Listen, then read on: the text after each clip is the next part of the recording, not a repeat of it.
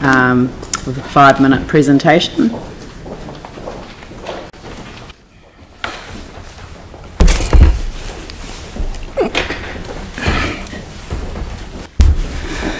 Good morning, I am Wayne Hawker, a long-term resident and strong community advocate for the community of Phillipstown.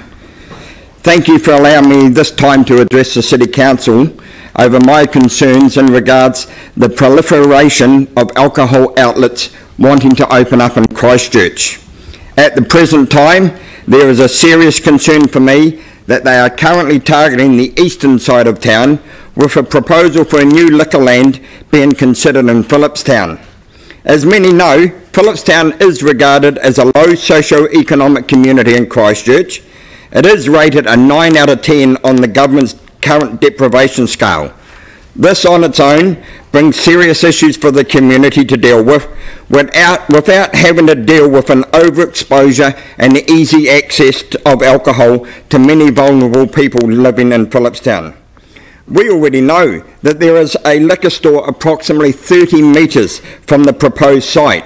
We have identified at least 18 liquor licence sites within an approximately 2.5 kilometre radius of the proposed site. We as a community are saying enough is enough. And while we will formally lodge an objection to any licence application being lodged, we are to some extent limited in what we can object to the fact that there is no formal local alcohol policy in place. That would actually add considerable strength to any objection. Furthermore, there is very confusing guidelines as to who is entitled to lodge a formal objection. Anyone who wants to object must prove that they have a greater interest in the general public in putting in a submission, and this is where the confusion lies.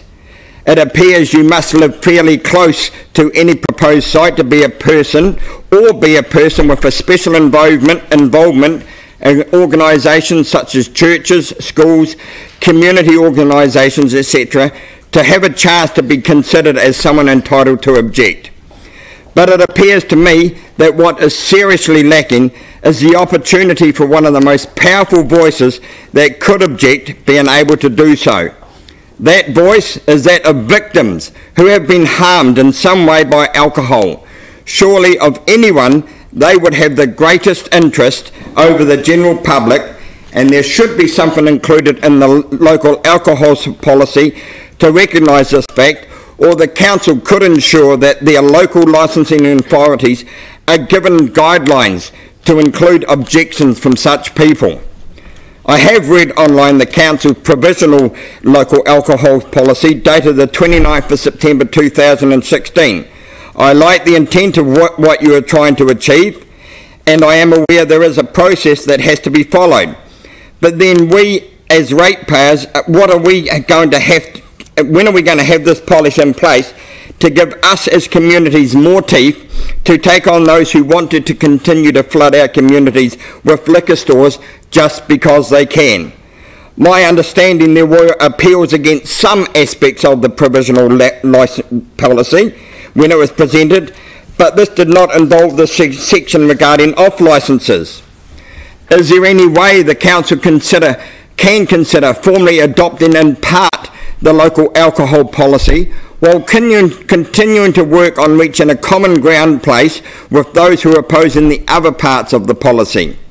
This will then give communities such as Phillipstown the teeth we need to take on head-to-head businesses that want to continue to flood communities with alcohol, because at the present time it is heavily stacked in their favour. Thank you. Thank you very much. I mean, obviously the LAP is going through a process. There are appeals, and no, you can't implement part of it ahead of the rest of it. And yes, there are appeals on the off licence as well. So I'm sorry, but that's the way it is. So thank you very much for your presentation. Yep. Right.